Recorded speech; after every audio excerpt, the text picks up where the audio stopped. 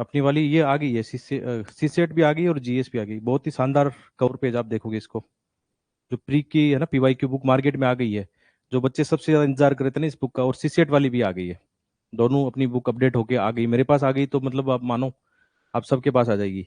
मतलब ऑफलाइन में तो मिल रही है, दिल्ली में तो सब जगह मिल रही है, बाकी इलाहाबाद, लखनऊ, जयपुर सब जगह किताबें मिल जाएगी। और इन दो किताबों के बारे में प्रीलिम्स के लिए बोल सकता हूँ, इनके सामने कोई टिक भी नहीं पाएगा। इवन इंग्लिश मीडियम का कंटेंट भी नहीं टिकेगा इनके सामने। शर्त लगा लेना मेरे से आप इस चीज के लिए दाव लगा दो, सही। ठीक है, चलो करते हैं अब आगे।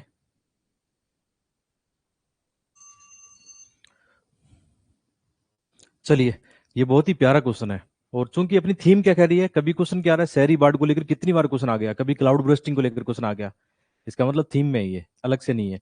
और ये क्वेश्चन इस बार ऑप्शनल ज्योग्राफी में आ गया है। ऑप्शनल ज्योग्राफी में इसका मतलब ये अपने जीएस में भी चांसेस रहते हैं। ऑप्शनल ज्योग्राफी में थोड़ा अलग तरीके से लिखते हैं, लेकिन जीएस में इसको अलग तरीके से अपन लिखने वाले हैं। अब इस क्वेश्चन में अच्छा आपको एक दिक्कत आई होगी, आपको ये लगा होगा कंटेंट तो बहुत है हमारे पास, कंटेंट का समस्या नहीं है एक्चुअल में। तो कैसे करें इसको। भारत में हिमनदीय जलवायु यानी ग्लोब के कारणों की व्याख्या करते हुए। और ये ग्लोब मैंने पढ़ाया था 2021-22 में, यदि आप लोगों ने उस समय यूट्यूब फॉलो कर रहे थे आप। 21-22 में मैंने एक डेडिकेटली वीडियो बनाया था इस पर। जब वो कौन सा आया था, जो उत्तराखंड ग्लेशियर के जो घटना घटी थी, उसमें ग्लोब को मैंने बहुत ही अच्छे से यूट्यूब पे पढ़ाया था। तो ये देखो 3 साल पहले पढ़ाया हुआ क्वेश्चन अब जाके यूपीएससी ने 2025 में पूछा है। क्यों पूछा है? क्योंकि सिक्किम में फिर से वो घटनाएं लगातार हुई थी। और इसके बहुत सारे अपने पास आउटकम है, लेकिन स्पेस ही कम पड़ रहा है इसमें। तो अब चलो, इंट्रो में दो तरीका है आपके पास लिखने का। दो तरीके की इंट्रो पहले से तैयार रखते हैं। मैं इसको आपको ऐसे ही समझाता हूँ, मॉडल आंसर छोड़ो, एक बार ऐसे ही समझाता हूँ। इसको क्वेश्चन को तोड़ तोड़ के समझते हैं। और एक चीज और बताऊं, जो बच्चे ये सोच रहे हैं कि हम तो लिख ही नहीं पा रहे हैं, एक्चुअल में इनमें कुछ है ही नहीं। बहुत ही इजी प्रोसेस है ये। तो ग्लोब को एक तरीका में लिखता करंट से। ठीक है, करंट से जोड़ के लिखता मैं कि रिसेंटली, हाल ही में। जैसे जो सिक्किम में विशेषकर 2023 से लेकर 25 के बीच में ऐसी बहुत सारी ग्लोब की घटना घटी है। क्यों घटी? वहां पे बहुत सारे ग्लेशियर हैं जो पिघल रहे हैं, उनके कारण झील बनती है। झील बनती है, बाद में एक समय बाद टूट जाती है। उसके कारण बाढ़ आ जाती है, भूस्खलन की घटना घट जाती है। ये क्या बोलता है? Glacial lake outburst flood. इसका सामान्य अर्थ क्या होता है? जो हिमनद होते हैं, जो ग्लेशियर होते हैं, वो पिघलते हैं। पिघलते हैं तो झील बनती है। एक समय के बाद झील अपने तटबंध को तोड़कर नीचे के क्षेत्र में बहने लगती है। एकदम फ्लैश फ्लड आता है। फ्लैश फ्लड आता है तो नीचे क्या होगा? या तो कोई बांध टूट जाएगा, गांव बह जाएंगे, लोग मारे जाएंगे। यही होता है ग्लेशियल लेक आउटबर्स्ट फ्लड। इसको बहुत ही अच्छे से समझेंगे। इवन इसमें मेरा काफी नॉलेज ज्योग्राफी वाला भी डालूंगा, आपको बताऊंगा कि हाँ इसे ले सकते हैं। तो अपने पास एक तरीका ये हो गया। दूसरा, आप इसको समझा दो एक्चुअल में ग्लोब क्या होती है। ये भी एक अच्छा तरीका, कोई दिक्कत नहीं, क्योंकि ऐसे क्वेश्चन में आप समझा सकते हो। तो ग्लोब क्या होती है आप कह सकते हो, सामान्य भाषा में लिखो, कोई किताबी परिभाषा नहीं, कि ग्लेशियरों के पिघलने से क्या होगा? एक झील बनेगी, अस्थायी झील बनेगी। और एक समय के बाद में पानी ज्यादा आएगा तो ये टूट के नीचे की ओर बहने लग जाएगी। एकदम फ्लैश फ्लड आएगा। फ्लैश फ्लड आएगा तो नुकसान हो जाएगा। ये क्या है? Glacial lake outburst flood. जैसे उदाहरण लिख दिया, यही लिख दिया, जैसे भारत के सिक्किम में ऐसी घटनाएं अक्सर सबसे ज्यादा घटती रहती है। उदाहरण आ गया। ये आपका बेस्ट इंट्रो है। इंट्रो में डायग्राम मत बनाना, ये तो मैंने समझाने के लिए बना दिया। अब आप अपना आंसर चेक कर लो। ठीक है, आप अपना वो चेक करो इंट्रो की आपने कैसा लिखा है। ठीक है, पहले ये डिमांड होगी पूरी, इंट्रो की डिमांड अपनी पूरी हो गई। क्वेश्चन की आप मेन डिमांड क्या है? मेन डिमांड है कि इसकी कारण क्या है भाई, ग्लोब के कारण क्या है। एक तो कारणों की व्याख्या करनी है, पहली डिमांड बॉडी पार्ट में। दूसरी डिमांड प्रभाव क्या है, दो डिमांड। और थर्ड डिमांड है इनकी समाधान की चर्चा करनी है। तीन डिमांड इसमें। अब एक्चुअली आपको पता है मैं ऐसे क्वेश्चन क्यों फ्रेम कर रहा हूं? हो सकता है यूपीसी में तो इतना ही पूछे, वो ग्लोब क्या है उसके कारणों की व्याख्या करें। ठीक, इतने पूछेगा। फिर भी आपको ये अपनी तरफ से प्रभाव और समाधान बताने हैं, एक डायग्राम के माध्यम से प्रेजेंट कर रहे हैं। इसलिए मैं क्वेश्चन ही आपको खोल के यही दे रहा हूं, ताकि आपकी प्रैक्टिस क्या हो जाए, यही आप प्रभाव और समाधान लिखना सीख जाओ, ताकि रियल एग्जाम में ऐसा क्वेश्चन आए। मान लो जैसे क्लाउड ब्रेस्टिंग का क्वेश्चन आया, उसमें नहीं पूछा उसने, उसने पूछा क्लाउड ब्रेस्टिंग की प्रोसेस पूछी है मान लो जस्ट, तो भी आप थोड़ा सा उसमें प्रभाव और समाधान बता दो। ज्यादा नहीं बताना, केवल फ्लो चार्ट के डायग्राम के माध्यम से। ये अपनी थीम है, ये से रखना अपने को। तो मैं जानबूझ के आपको यही प्रयास करवा रहा हूँ कि खुद लिखो, चाहे पूछे या नहीं पूछे, उसमें लिखना चाहिए मेरे हिसाब से। ये एक इसकी हिडन डिमांड होती है। ध्यान रखना इस बात को, कभी कभी क्वेश्चन में डायरेक्टली आपसे नहीं पूछा जाता, लेकिन वो उसकी हिडन डिमांड्स होती है, उनको भी देखना पड़ता है। चलिए, ठीक है, अब देखो तीन डिमांड अपने को पूरी करनी है। तो पहले, सबसे पहले हम कारण की बात करते हैं। उससे पहले हम एक काम कर सकते हैं। जैसे हमने यहाँ इंट्रो लिखा, अपना इंट्रो आ गया, 3-4 लाइन में इंट्रो लिख दिया, ठीक है। तुरंत क्या करो, ग्लेशियर लेक का इसका एक डायग्राम बनाएंगे। डायग्राम बनाते हैं। जैसे यहाँ पे क्या होते हैं, ग्लेशियर होते हैं, आपको डायग्राम मिला भी है। जैसे ये भूमि यहाँ पे ऐसे करके, तो ये ग्लेशियर क्या करते हैं, धीरे धीरे पिघलते रहते हैं, तो यहाँ पे जल जमा होता रहता है, जमा होता रहता है। विशेषकर पहाड़ों में घटना करती है, हिमालय में जहाँ पे ग्लेशियर पिघलते रहते हैं, तो यहाँ पे ये होता रहता है। तो आप इसको लिख सकते हो, यहाँ पे ग्लेशियर है, नॉर्मली लिख सकते हो ग्लेशियर है यहाँ पे। यहाँ पे वो झील बन रही है, ग्लेशियल झील बन रही है। यहाँ पे मोरियन वगैरह होते हैं, मोरियन का मतलब होता है तटबंध, बोलते हैं उनको, तटबंध होते हैं, क्योंकि यहाँ पे क्या होता है, तटबंध मतलब पत्थर वत्थर से बना हुआ एक प्राकृतिक तरीका सा होता है, मोरियन बोलते हैं उनको, जलोढ़ बोलते हैं, जलोढ़ टाइप का। एक समय बाद ये क्या होता है, ये फ्लो हो जाता है, आउटफ्लो हो जाता है। आउटफ्लो होगा तो क्या होगा, यही वो होगा फ्लैश फ्लड। तो ये एक डायग्राम बना दिया आपने, एक डायग्राम बना दिया। फिर अपन बॉडी पार्ट की पहले डिमांड कारण, अब आते हैं कारणों पे। ठीक है, अब सीधा इंट्रो के बाद में एक डायग्राम बनाए और कारण लिखा। कारण में वही तरीका है भाई। और इसमें एक चीज और, 250 वर्ड में तो कारणों को अब एक्सप्लेन करना है, डायग्राम नहीं चलेगा, फ्लो चार्ट नहीं चलेगा, अब थोड़ा सा एक्सप्लेन करने की डिमांड है इसमें, क्योंकि क्वेश्चन 250 वर्ड में तो अपने पास गुंजाइश है किसको एक्सप्लेन करने की। तो अपन इसके कारण दो ले सकते हैं, एक प्राकृतिक कारण ले सकते हैं, नेचुरल कारण तो बिल्कुल है, एक आपका मानवीय कारण है, दो कारण इसमें ले सकते हैं। अब आप पहली हेडिंग दो, दो लिखा आपने, पहली हेडिंग बताओ कौन सी, प्राकृतिक कारणों की, प्राकृतिक कारणों को एक्सप्लेन करेंगे अब प्राकृतिक कारण में सबसे बड़ा कारण क्या है, सबसे बड़ा कारण तो ये ग्लेशियर का पिघलना ही है, सबसे बड़ा प्राकृतिक कारण है ये, ग्लेशियर पिघलते हैं, झील बनती है, झील आउटफ्लो होती है और बाद में बाढ़ आती है, ये एक प्राकृतिक संरचना है उसकी, एक नेचुरल फिनोमिना है जिसको हम रोक नहीं सकते, वो आएगी ऐसी। क्योंकि कौन कहता है जाके वहां ग्लेशियर वाले इलाकों में, नदी वाले क्षेत्रों में, झीलों वाले क्षेत्रों में जाके बस जाओ, प्रकृति थोड़ी कह रही है, तो मानव का वो हो गया, मानव डेवलपमेंट ऐसे करे वहां जाके बस रहा है, ये नेचुरल फिनोमिना है। हाँ, इसका प्रबंधन कर सकते हैं, वो भी बताएंगे प्रबंधन कैसे करें इसका, अपने pass out of the box solution है इसके, ऑर्गेनिक मौलिकता इसमें है, जो शायद मॉडल आंसर में नहीं मिलेगी, यहाँ पे समझा रहा हूँ तो थोड़ा समझ लेना। कई स्मार्ट बच्चे जो चीजें यहाँ बता रहा हूँ अपने कॉपी में लिख ले रहे हैं तुरंत ही, वो बच्चे आगे जाएंगे, देख लेना। ठीक है, तो ये हो गया दूसरा कारण, जलवायु परिवर्तन। ये भी एक प्राकृतिक फिनोमिना है, उसका हम कुछ नहीं कर सकते। जलवायु परिवर्तन, जलवायु परिवर्तन में क्या होगा, ग्लोबल वार्मिंग में क्या होगा, वैश्विक तापन, यानी तापमान बढ़ेगा, तापमान की समस्या, तापमान बढ़ेगा तो ग्लेशियर ज्यादा पिघलेंगे, तो वो भी एक फिनोमिना देखने को मिलेगा। इसके अलावा क्या होता है, कुछ भौगोलिक अवस्थिति ऐसी होती है, भौगोलिक अवस्थिति और मौसम प्रक्रियाएं, मौसम प्रक्रियाएं होती हैं। तो भौगोलिक अवस्थिति और मौसम प्रक्रिया, जैसे सिक्किम की अवस्थिति है, अपने आप कह सकते हो उत्तराखंड है, उनकी अवस्थिति है, ऐसे करके आपने प्राकृतिक बताई विद एग्जाम्पल, एग्जाम्पल देके बताया आपने, ये प्राकृतिक कारण बता दिए। अब आते हैं फिर मानवीय कारणों पे। दूसरा इसका मानवीय कारण है। मानवीय कारक क्या क्या हो सकते हैं, कारक या कारण क्या क्या हो सकते हैं, तो इसमें कारकों में हम देखें, मानवीय कारकों में सबसे बड़ा तो एक तो ये हो गया, जो ग्रीन हाउस गैस उत्सर्जन वाला मामला है, इसके कारण भी तो जलवायु परिवर्तन हो रहा है, ये मानवीय कारण हो गया, इसके कारण वो हो रहा है। दूसरा, प्रबंधन सही नहीं है, ये एक बड़ा मानवीय कारण है, ये दिखाया भी है, मतलब वहां पे एक बार इसमें ये सब, जैसे सोनम वांगचुंग वाली टीम है ना, वो भी इसमें अच्छा काम कर रही है, ये समाधान में बता सकते हो।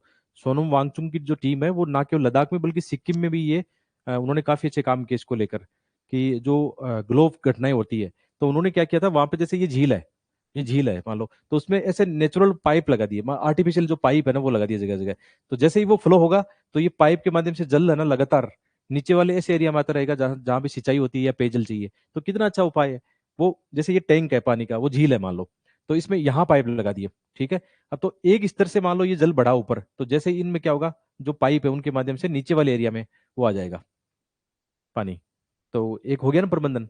अब इसकी निगरानी कैसे करें, या तो निगरानी करने के लिए सामुदायिक चाहिए होंगे, वहां के स्थानीय लोग चाहिए होंगे जिनको रोजगार मिल सकता है, सरकार ऐसे काम कर सकती है, होता भी है वहां पे ऐसा, सामुदायिक भागीदारी, यानी वो निगरानी कर रहे हैं। लेकिन आजकल हमारे पास क्या है, टेक्नोलॉजी है, हमारे पास भौगोलिक सूचना तंत्र है, उपग्रह हमारे पास है, सीसीटीवी है, सेंसर है, कई सारे टेक्नोलॉजी है, उनके माध्यम से भी हम इसमें लगा सकते हैं। जैसे हमने सेंसर वगैरह लगा दिए इसमें, कोई जितनी भी झील्स वगैरह है उसमें सेंसर लगा दिए, तो एक सीमा से ऊपर जब जल ऊपर आएगा, सेंसर बता देगा आपको, तुरंत ही एक्टिव हो जाएगी, रियल टाइम निगरानी हो जाएगी, तुरंत स्थानीय लोगों को सूचना मिल जाएगी।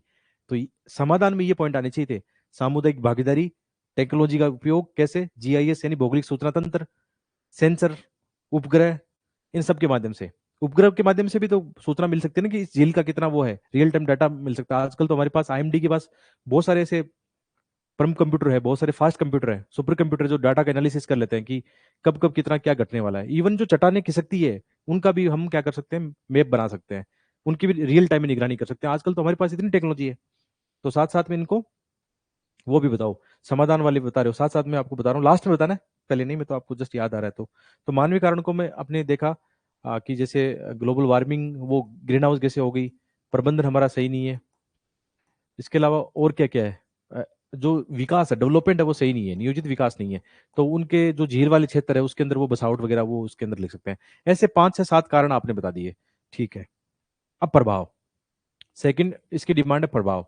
अब एक्चुअल में जिस हिसाब से आप आगे बढ़ोगे आपके पास अब प्रभाव और जो समाधान है उनके लिए आधा पेज खाली रहेगा, ज्यादा पेज नहीं। इसका मतलब यहाँ पे तुरंत दिमाग लगाना कि एक्सप्लेन तो करना ही नहीं है भाई, कोई चांस ही नहीं है कि आप एक्सप्लेन कर पाओगे। एक्सप्लेन करोगे तो कोई नहीं कोई डायमेंशन छूटेगी आपकी, बिल्कुल चांस नहीं है उसका।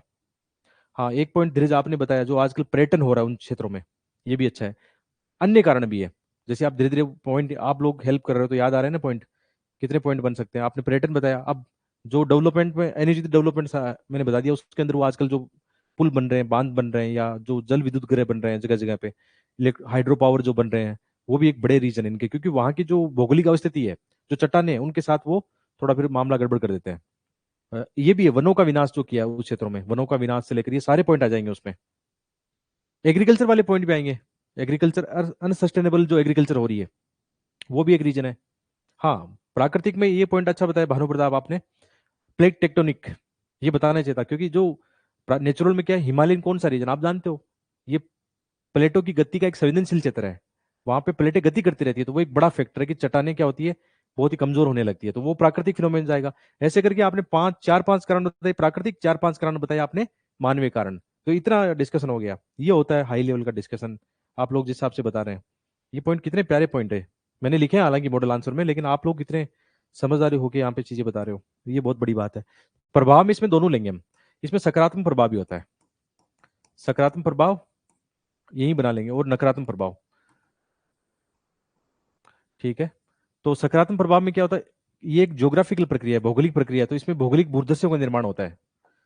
ठीक है, और क्या है, अभी हमने क्या किया, तो उसका प्रबंधन कर दिया, तो पेयजल, पेयजल का हिस्सा है वहां का आप कह सकते हो सिंचाई के लिए वो जल काम आ सकता है। आप कह सकते हो पर्यटन के लिए भी जल जरूरी है, पर्यटन भी बढ़ावा देता है उससे, ग्लेशियल ये लेक्स वगैरह लोग देखने सिक्किम कितने जाते हैं, वहां का शानदार परिदृश्य है। जैसे लास्ट टाइम अभी थोड़े दिन पहले मैं सिक्किम गया था, लेकिन ये ऊपर वाला इलाका बंद हो गया था, लैंडस्लाइड आ गया था, लेकिन ऊपर जाने को मौका मिलता तो बहुत ही प्यारा मतलब वो क्षेत्र है। कंचनजंगा के व्यूज से लेकर आप ऊपर गांव है, बहुत सारे प्यारे प्यारे गांव है, वहां जा सकते हैं कभी घूमने। लेकिन वो ऐसे मौसम में जाओ जब लैंडस्लाइड नहीं हो, यानी रेनी सीजन में नहीं जा सकते आप, सर्दियों में जा सकते, सर्दियों में भी बंद हो जाता है, बीच वाला ऐसा रीजन आता है जब आप जा सकते हैं वहां पे। ठीक है, तो ये बता सकते हो, सकारात्मक प्रभाव बता सकते हो। फिर नेगेटिव प्रभाव तो बहुत ज्यादा है कि जान माल की हानि होती है, अपना इंफ्रास्ट्रक्चर वो टूटने लगता है, लो हाँ, मतलब बायोडाइवर्सिटी का नुकसान होता है। ये आपके पास अच्छे खासे पॉइंट है, उनको बता सकते हो।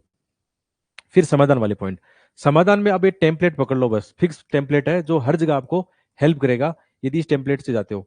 एक तो वही ले लो, अब संस्थागत सुधार ले लो, संस्थागत में इसमें ले लो नीतिगत सुधार ले लो आप, कि नीतिगत उपाय क्या है अपने पास, तो इसके अंदर वही अपने एनडी में से लेकर वो सारे आ जाएंगे, एनडी में आ जाएगा, इसमें आपका आ जाएगा आईएमडी आ जाएगा। ठीक है, और भी क्या क्या हो रहा है उस आपदा प्रबंधन को लेकर जो भी हो रहा है वो इसमें आ जाएगा। इसके अलावा दूसरा हमने लिया तकनीकी, तकनीकी में तो कितने पॉइंट आ गए आपके पास अब, जो भौगोलिक सूचना तंत्र है, जीपीएस है, ये जो जितने पॉइंट है, भौगोलिक उपग्रह है, सेंसर है, ये सारे इसमें आ जाएंगे। डेटा एनालिसिस एआई का उपयोग है, सुपर कंप्यूटर है, ये सारे इसमें उपयोग कर सकते हैं। ठीक है, मौसम सूचना ये सब इसमें आ जाएगी। इसके अलावा सामुदायिक भागीदारी एक बहुत ही बढ़िया पॉइंट है। सामुदायिक भागीदारी में क्या होता है, उसमें वो सोनम वांगचुंग वाला ये एग्जाम्पल दे सकते हो, या वहाँ की लोकल कम्युनिटी है ना, वो बड़ा रोल निभा रही है, जिसमें वो क्या कर रही है, जल का सदुपयोग कर रही है, सदुपयोग कर रही है। साथ में वो जो मैंने पाइप वाला एग्जाम्पल दिया था, वो बहुत ही एक अच्छा नेचुरल एग्जाम्पल है। सामुदायिक भागीदारी हो गई, इसमें एनजीओ वगैरह सब आ जाएंगे संस्थ। इसके अलावा समाधान में एक समता विकास होता है, समता विकास का मतलब क्या होता है, आधारभूत ढांचा ऐसा हो जो इन आपदाओं से लड़ सके, तो समता विकास का भी पॉइंट आ सकता है। इसके अलावा इसमें वैश्विक साझेदारी भी आ सकती है, कि जहां जहां ऐसा अनुभव है अन्य देशों को, कोई देश तो ऐसे होंगे ना, तो वैश्विक साझेदारी को भी हम कुछ पॉइंट बना सकते हैं, ये पॉइंट आ सकता है। ऐसे करके 5 6 पॉइंट आपने समाधान बता दिए। ठीक है, और लास्ट में आपका निष्कर्ष होगा, निष्कर्ष पॉजिटिव, कि हम जानते हैं कि ये प्राकृतिक समस्याएं हैं, आपदाएं हैं, लेकिन इनका सही से प्रबंधन कर वास्तव में हम जनमाल इनकी हानि को हम कम कर सकते हैं। तो इसके अंदर ऐसे करके एंड कर दो इसको।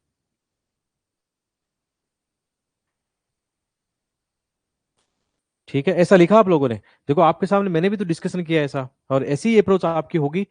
इसमें डायग्राम, ऐसा एक इंडिया का डायग्राम बना देना, इंडिया का डायग्राम तुरंत बन जाएगा कि कहाँ कहाँ भारत के अंदर ये ग्लोब वाला एरिया जो आपके नोट्स में भी दिया है। ठीक है, ऐसे तो इसमें ये वाला बेल्ट है जहाँ पे आप दिखा सकते हो जहाँ जहाँ ऐसी घटना घट रही है। हिमालयन सिक्किम में तो ज्यादा है, ऐसा करके दिखा दिया। तो ये ग्लोब जहाँ जहाँ ऐसी घटना करती है, इसमें एग्जाम्पल भी लिख दो, जैसे सिक्किम में 2025 में हुआ है, 23 में हुआ है। जो वहाँ की झील है वो लहोक करके, कौन सी झील है, आपने वो एग्जाम्पल देखा हुआ, कब हुआ था, 2021 में हुआ था ना, उत्तराखंड में हुआ था। ऐसे एग्जाम्पल, कितना प्यारा कंटेंट है एकदम। ये ऐसे क्वेश्चन है जिसमें आप लीड ले सकते हो, 7.5 नंबर 15 में से कंफर्म कर सकते हो। कोई रोकने वाला नहीं है, यदि आपने सारे डायमेंशन कवर किया ना, कोई नहीं रोकेगा आपको, 7 साढ़े 7 नंबर आराम से इनमें ले सकते हो। हाँ, इंट्रो में आईपीसीसी की रिपोर्ट डालो, कोई दिक्कत नहीं है, आईपीसीसी की रिपोर्ट डाल के आपने लिख दिया, वो भी ठीक तरीका है, कोई दिक्कत नहीं है।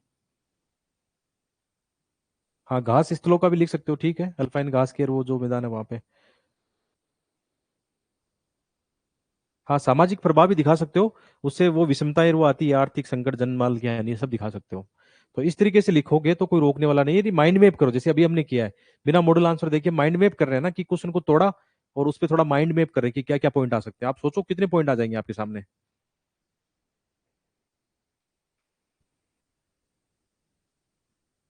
तो वही है, हाल ही में सिक्किम के दक्षिण वो एग्जाम्पल देके लिखा, हिमनद झील विस्फोट से ये ग्लोब के कारण बनता है। ग्लोब क्या है, थोड़ा समझा दिया यहाँ पे, और ये डायग्राम बना दिया। ठीक है, आराम से डायग्राम बना के समझा दिया, और फिर जो इसके कारण क्या है, तो कारण बस हेडिंग दी कि प्राकृतिक और मानवीय कारण, एग्जामिनर समझ आएगा कि अप्रोच क्या है अपनी। प्राकृतिक कारणों में वहाँ हिमनद का जो उभार होता है प्राकृतिक तरीके से काम करता है, जैसे सिक्किम का एग्जाम्पल है। साथ में डायग्राम भी बन गया, जलवायु परिवर्तन से लेकर ये सारे पॉइंट बता दिए इसमें। परमाफ्रोस्ट का भी बता सकते हैं। परमाफ्रोस्ट क्या होती है, जमी विवरप होती है, वो भी धीरे धीरे पिघलती है, और वो भी पानी आता रहता है वहां पे। भूकंप और भूस्खलन की घटना बताई, यानी हिमालयन प्लेट वाला एग्जाम्पल दे दिया। मानवीय यहाँ पे जैसे 4 कारण बताइए, इस मानवीय कारणों में ग्रीन हाउस से लेकर ये अनुचित विकास हो गया, हाइड्रो पावर प्रोजेक्ट, ये ग्लोब, केदारनाथ वाला एग्जांपल आ सकता है उसमें। या फिर वो एग्जांपल आ सकता है जो हुआ था ना इधर धौली गंगा से लेकर, वो एक हुआ था, वो बता सकते हो। बांधों का उचित प्रबंधन का अभाव हम देखते हैं, निरंतर निगरानी प्रबंधन नहीं है। और भी पॉइंट आ सकते थे, मतलब प्रभाव क्या, अब प्रभाव में देखो दोनों दिखा दिए एक साथ। सकारात्मक प्रभाव आ गया, नए प्राकृतिक बुदर से वैज्ञानिक अनुसंधान, प्राकृतिक जल आपूर्ति प्रक्रिया सब हो गया। नकारात्मक प्रभाव में जनधन की हानि, सिक्किम वाला एग्जाम्पल है। पर्यावरणीय सतही जैविकता को हास हो गया, आधारभूत ढांचे को नुकसान हो गया। उत्तराखंड वाला वो एग्जाम्पल था जहाँ पे हाइड्रो पावर वो डूब गए थे, टूट गए थे वहां पे। समाधान क्या क्या हो सकता है, तो समाधान भी अलग अलग आ सकते हैं, सामुदायिक भागीदारी या भागीदारी, लद्दाख सिक्किम के स्थानीय लोग जो कर रहे हैं, रियल टाइम निगरानी सब ये। जैसे लद्दाख वाले क्या कर रहे हैं इसको लेकर, जो वहां के जो एक्स्ट्रा जल आ रहा है झीलों में, या तो उसको स्तूप बर्फ वो बना रहे हैं, स्तूपा, बर्फ स्तूपा बना रहे हैं। डायग्राम बना के तो ज्यादा अच्छा लिखा जाएगा। तो भारतीय उपमहाद्वीप में संदर्भ में, अब भारतीय उपमहाद्वीप में मतलब भारत के दृष्टिकोण से लिखो, जरूरी नहीं कि अपन और कुछ भी दिखाएंगे। मोटा मोटी वही है, जैसे हिमालयन रीजन में ज्यादातर ये घटना घटती है, तो इसलिए क्वेश्चन उन्होंने ऐसे पूछ लिया। बाकी ऐसा भी आ सकता है कि भारत में क्लाउड बर्स्टिंग की घटनाएं ज्यादा क्यों होती है, इसकी क्या इम्पैक्ट है, और क्या इसका सॉल्यूशन वगैरह कर सकते हैं। हालांकि ये क्रियाविधि और घटना को पूछ रहा है थोड़ा सा, और कोई 2 उदाहरणों की चर्चा करनी है। ठीक है, चाहो थोड़ा एक्सप्लेन कर सकते हो, नहीं टाइम है तो नहीं मत करो, लेकिन चलो इसको यहाँ देखता हूँ। यहाँ इसको बढ़िया से करते हैं, मॉडल आंसर में थोड़ी सी कमी रहेगी, स्पेस नहीं बचा मेरे पास, लेकिन यहाँ इसको थोड़ा समझ लेते हैं ढंग से।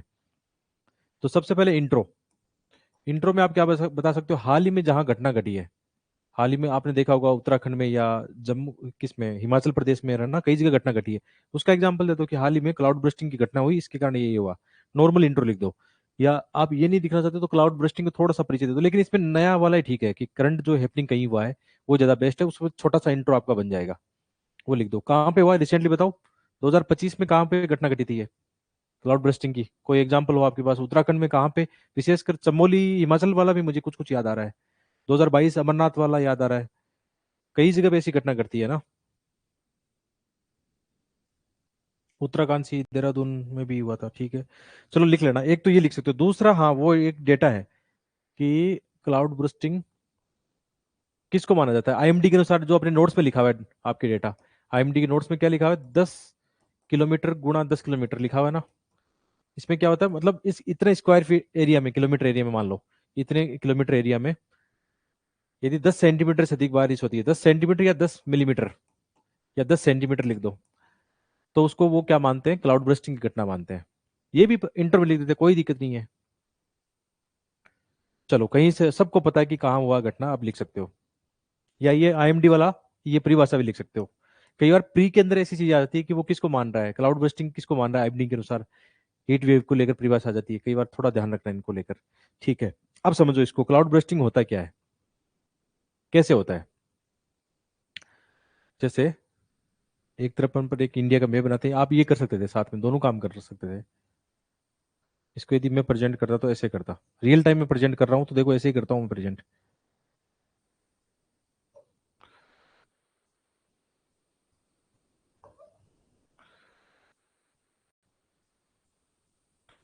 ये एक तरफ इंडिया का मैप बना दिया, एक तरफ हम ज्योग्राफिकल प्रेजेंटेशन इसका दिखाएंगे।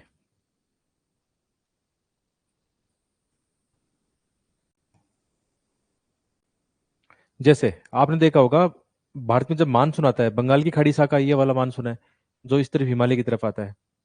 ठीक है, और ये है अरब सागर की शाखा जो हिमालय की तरफ आती है, दोनों आके यहाँ मिलती है, तभी यहाँ पे ज्यादा वर्षा होती है।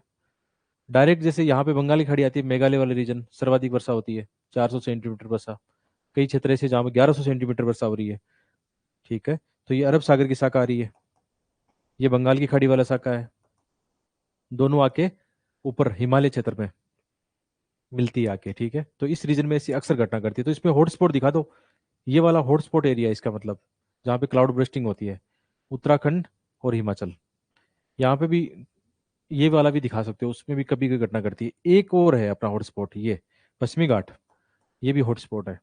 तो आपने इस मैप में क्या दिखाया, ना केवल मानसून का पैटर्न दिखाया, बल्कि आपने हॉटस्पॉट भी दिखा दिए जहाँ पे क्या होता है, क्लाउड बर्स्टिंग होती है। बढ़िया मैप बन गया। दूसरा इसमें ज्योग्राफिकल प्रेजेंटेशन, इसमें क्या होता है, जैसे ये जो हवाएं आती है मान लो ना, तो जैसे ऐसे मानसूनी हवाएं आती है, तो इनको पहाड़ों में फिर आगे मौका नहीं मिलता जाने के लिए। मौका नहीं मिलेगा तो ये क्लाउड क्या होते हैं, ऊपर उठेंगे, तो इसको बोलते हैं ओरोग्राफिक अपलिपमेंट बोलते हैं इसको। ओरोग्राफिक अपलिपमेंट का मतलब क्या होता है, पहाड़ों के सारे हवाएं ऊपर की ओर बढ़ने लगती है। जैसे पवन जो आ रही है, बादलों को ऊपर की ओर धकेलती है, लेकिन यहाँ पे क्लाउड इकट्ठे होने लगते हैं। तो ओरोग्राफिक अपलिपमेंट की वजह से जो कौन से कपासी वर्षक बोलते हैं, कौन से बादल होते हैं जो क्यूमुलोनिम्बस जो क्लाउड्स होते हैं, इनको हिंदी में क्या बोलेंगे, कपासी वर्षक मेघ क्या बोलेंगे, जो अच्छी वर्षा करवाते हैं, वो वर्षा बहुत ही कम समय में यहाँ पे क्या होते हैं, फिर संघनन होके जल्दी सी बारिश करने लगते हैं। तो ये रीजन ऐसा होता है जहाँ पे भयंकर वर्षा होती है कम समय में, जो आईएमडी वाली परिभाषा है, तो वो होता है क्लाउड ब्रेस्टिंग। तो ये डायग्राम भी बना दो। इस क्षेत्र यहाँ पे नहीं होती, नॉर्मली यहाँ पे क्लाउड ब्रेस्टिंग हो सकता है यहाँ तक। ये वाला थोड़ा वस्ती छाया प्रदेश बनता है, इस तरफ नहीं होता है, यहाँ पे इस वाले रीजन में ये घटना करती है। इसको दिखा सकते थे आप। ऐसा किसने प्रेजेंट किया मैप के साथ में, किसने किया प्रेजेंट, समझ गए ना कैसे होता है। नॉर्मल होता है कि जो पवने आ रही है, पर्वत के सहारे वो खड़ी होती है, उसको ओरोग्राफिक अपलिपमेंट बोलते हैं। फिर क्या होता है, बार बार वो हवाएं आएगी, संघनित होगी, गर्म हवाएं ऊपर उठाएगी, तो कम समय में वो जल्दी से संघनित हो जाएंगे। बादल क्लाउड पहाड़ों के आगे नहीं बढ़ पाएंगे, घाटी में एक जगह इकट्ठे हो जाएंगे, तो क्या होगा, फिर जल्दी से वो संघनित होने लग जाएंगे और अचानक वर्षा कर देंगे। यही इसकी प्रोसेस है। चलो, जिन्होंने ये मैप बनाया इसका मतलब खत्म हो गया काम उनका, वो अच्छे नंबर लेके जाएंगे। तो बादल फटने की क्रियाविधि, यही क्रियाविधि है, ये क्रियाविधि है, और ये ज्योग्राफिकल इसका मैपिंग प्रेजेंटेशन हो गया। अब घटना को समझाइए, अब घटना एक एक करके समझा दो, देखो कितना समझाना होता है। आप कह सकते हो घटना को ऐसे समझा सकते हो, पहला पॉइंट लिखा आपने कि विशेषकर जो दक्षिण पश्चिम मानसून आता है या पश्चिमी विक्षोभ के कारण भी होता है ऐसा, आप भारत में लिख सकते हो ऐसा। दोनों घटनाओं से होती है, या पहले इसको बता दो दक्षिण पश्चिम मानसून में भी होता है या पश्चिमी विक्षोभ में भी होता है। बाद में क्या कह सकते हो कि जैसे हवाएं आती है पहाड़ों में, मतलब जल्दी से वो ओरोग्राफी अपलीमेंट होता है, फिर संगठित होता है, संगठित होने से क्लाउड्स जो होते हैं अच्छी वर्षा करते हैं, कम समय में अधिक वर्षा करते हैं, वो एक प्रोसेस समझा सकते हो थोड़ा सा। ठीक है, तो क्रियाविधि को समझा सकते हो। और फिर है ना, जैसे आपने एग्जाम्पल दिया, मान लो अब उसने पूछा दो उदाहरणों की चर्चा करनी है, आप दो उदाहरणों की चर्चा ऐसे कर सकते हो, जैसे आपने पहला एग्जाम्पल लिखा, एग्जाम्पल फर्स्ट लिखा, मान लो कोई भी आपके पास हो, अरे यहाँ पे दूसरा लिखा। आप जैसे इसका चमोली का जो भी एग्जाम्पल दोगे आप, है ना, चमोली का दोगे, या जैसे आपने अमरनाथ यात्रा वाला वो एग्जाम्पल दिया, या आपने कोई एग्जाम्पल दिया कौन सा पश्चिमी घाट का दिया मान लो एग्जाम्पल, ऐसे एग्जाम्पल दिया, तो इसको as a case study present करो। कैसे प्रेजेंट करोगे, जैसे आपने चमोली वाला एग्जाम्पल दिया, तो कब ये घटना घटी थी, जो भी 2022-25 जो भी आपका है ना उसमें लिखा आपने, यहाँ पे क्या क्या हुआ थोड़ा सा बताओ, इतने इतनी आपदा ये वो आए थे। साथ में एक छोटा सा मैं भी बना सकते हो कि जैसे ये घटना कहाँ पे घटी थी, है ना, उसको जैसे इस एरिया में था तो इसका मैं बनाया, तो ये केस स्टडी के रूप में प्रेजेंट कर दिया। जैसे पश्चिमी घाट वाला मैं बनाता तो तुरंत में क्या करता, पश्चिमी घाट वाला ऐसे बनाया, ठीक है, और विशेषकर वायनाड में ही हुआ था तो मैं यहाँ पे वायनाड घटना लिखता और उसमें क्या क्या हुआ, तो ये एज ए केस स्टडी में इसको प्रेजेंट करता उदाहरण को। और वहां थोड़ी थोड़ी घटना जरूर बताता है। जैसे एक महाराष्ट्र में हुआ था एक बार, आपको पता, पूरा गांव है ना, अचानक फ्लैश फ्लड या क्लाउड बर्स्टिंग का पूरा गांव ही डूब गया था उसके नीचे। तो वो एक केस स्टडी के रूप में प्रेजेंट कर सकते थे। आप महाराष्ट्र से आते हो, आपको पता होगा शायद 2-3 साल पहले की घटना है, पूरा का पूरा गांव भूस्खलन में उससे डूब गया था एकदम। वो वेस्टर्न घाट का एग्जाम्पल था। तो इसमें कितने अच्छे से तरीके से प्रेजेंट कर रहे हैं, ये बहुत एक अच्छा तरीका है। मैं रियल एग्जाम में ऐसे इस तरीके से लिख के आता हूँ, मेरे पास उतने वो नहीं होते, एग्जाम्पल डेटा बहुत ज्यादा नहीं करता हूँ मैं। ज्योग्राफिकल प्रेजेंटेशन ये अच्छे कर लेता हूँ, डायग्राम्स बनाना, इंडिया का मैप बनाना, ये तो ठीक ठाक बन जाता है मामला अपना। तो अपने मॉडल आंसर में दोनों चीजें हैं, आपको मैं यहाँ समझा रहा हूँ। बाकी मॉडल आंसर में दोनों चीजें हैं कि कंटेंट भरपूर है, इसको यूज कर लेना आप। चलो ठीक है। ऐसे एक 150 वर्ड में और क्या चाहिए होगा आपको फिर? वो मैं जो बोर्ड पे समझा रहा हूँ वो आपके मॉडल आंसर में नहीं मिलेगी। समझाने वाली चीजें मॉडल आंसर में फिट नहीं होती है बाद में। तो वही इंट्रो लिख देना, आईएमडी वाली परिभाषा का इंट्रो हो गया। क्या क्रियाविधि है उसकी, क्रियाविधि समझो, क्या क्या वायुमंडलीय प्रक्रियाएं होती है जिसमें, जैसे नमी का अत्यधिक संचय होता है, एक जगह संघनन होने लगता है, बंगाल की खाड़ी, अरब सागर वाली शाखा आती है उधर, पश्चिमी घाट से भी ऐसा होता है। ओरोग्राफिक अपलिफ्टमेंट क्या होता है, जो पर्वत के सारे हवाएं ऊपर उड़ती है उसको बोलते हैं। तो नमी एक साथ वहां पे काफी आ जाएगी। देखो इसमें ये है कौन से क्लाउड्स है, ओरोग्राफिक अपलिफ्टमेंट है, यहाँ पे आर्द्र पवने हैं, यहाँ फंसेगी तो इस रीजन में अच्छी वर्षा होगी, बादल फटेंगे मतलब। गहरी सेवनी गतिविधि होती है वहां पे। क्यूमुलो निम्बस निम्बस जो बादल है, इनको देख लेना, हिंदी में कपासी वर्षा की बोलते हैं शायद। स्थानीय जो भौगोलिक कारक भी होते हैं कुछ कुछ, कई बार ताप ही व्युत्क्रमण की घटनाएं हो जाती है, तापमान जो व्युत्क्रमण होता है ना, उल्टा हो जाता है मामला। कभी कभी पश्चिमी विक्षोभ की, अचानक पश्चिमी विक्षोभ आता है, उसके अंदर भी चीजें बदल जाती है। वो भी एक बड़ा रीजन बन सकता है बादल फटने का। लोकल भौगोलिक कारक भी हो सकते हैं कभी कभी। अब घटना और उनके उदाहरण, जैसे यहाँ स्पेस कम था तो मुझे बस ऐसे प्रेजेंट करना पड़ा कि पश्चिमी घाट में कहाँ कहाँ ये हॉटस्पॉट है, और हिमालय वाले रीजन में कहाँ कहाँ, जो एग्जाम्पल था कुछ देखे उसको एंड कर दिया।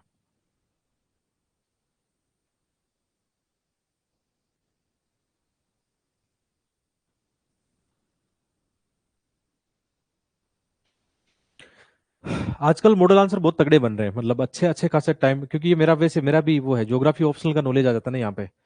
तो उसमें थोड़ी सी गहराई ज्यादा आने लगती है चीजों को लेकर। तो ये आपकी बिल्कुल हेल्प करेंगे मॉडल आंसर।